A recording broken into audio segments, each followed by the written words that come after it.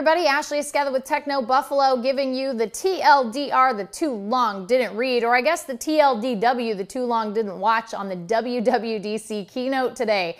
It's a 2-hour-long keynote, so if you don't have the time, here are the bullet points on what you missed. It was a jam-packed keynote. Tim Cook took the stage, gave us some facts and figures on all of the money they've been giving to developers. They've got 50 billion app downloads. I mean, just billion was thrown around a lot during the keynote. And then he wanted to talk about OS X. The newest version of Mac's operating system will be called OS X Mavericks. They have offered us multiple display integration that allows displays to act independently of each other. So if you've ever found yourself wanting to use mission control in one window, but wanted to stay with your browser open in another window, you can now do that. Another big piece of news for OS X users was tabbed Finder. So if you've ever found yourself with multiple Finder windows open, you can now have one cohesive Finder window with all of your different areas of note in tabs. You're going to be able to tag files. Very helpful for anybody who's ever wanted to search for files across time, but with the same theme. So maybe I want to find a picture of CES from a few years ago. I can do that now with tags. We also saw, as we normally see at WWDC, hardware refreshes, and this time around it was the MacBook Air. So the MacBook Air, a lot of people were crossing their fingers for a Retina update. We didn't quite get that this year, but we did get a huge increase in battery life. So the 11-inch MacBook Pro is going to go up to 9 hours of battery life as opposed to 5 before. And the 13-inch MacBook Pro, because it has a bigger battery, is actually going to go up to 12 hours of battery life as opposed to the 7 it had available to it before. So that's a pretty big leap and leads me to the conclusion that it's pretty obvious Apple is actively working on bringing Retina to the MacBook Air. It's just going to take time because they have to make sure that the battery life is sustainable for something like Retina. There was also a hardware unveiling, something I was hoping to see this year at WWDC, and Apple made my wishes come true. The Mac Pro, a new refreshed Mac Pro, finally showed up at WWDC, and it's kind of insane. It's amazing. It's this little tiny thing. They showed it's 1/8 of the size of a regular Mac Pro, which is a huge tower. And they have added Thunderbolt ports. They've got the standard USB.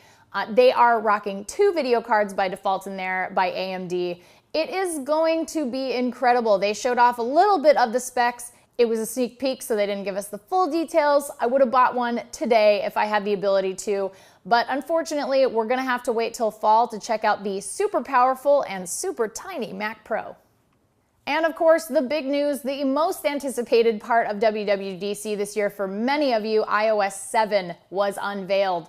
We got a pretty big taste of it. It is a lot flatter for sure. Johnny Ive has busted out the steamroller, and he's also removed all of the brushed aluminum, the felt, the wool, the stitched leather. It's all gone. You will not see any of that stuff in iOS 7. As I mentioned in my expectations post last week, it was a subtle shift and a subtle change in some ways. If you've used an iPhone for a long time, it will be a big change for you, I think. But if you have used Android or Windows Phone, it might be a little bit less of a shift. It might be something you're a little more used to. Finally, multitasking, you have these lovely notifications. Everything's a little bit different. Siri now has men and women voices, which is really cool. I would like to see Apple license GLaDOS's voice. I would like to see GLaDOS telling me how to run my iPhone, but I don't think they'll do that. But if you do, Apple, you're welcome for the great idea. Apple also announced iTunes Radio. It is a radio service similar to Pandora.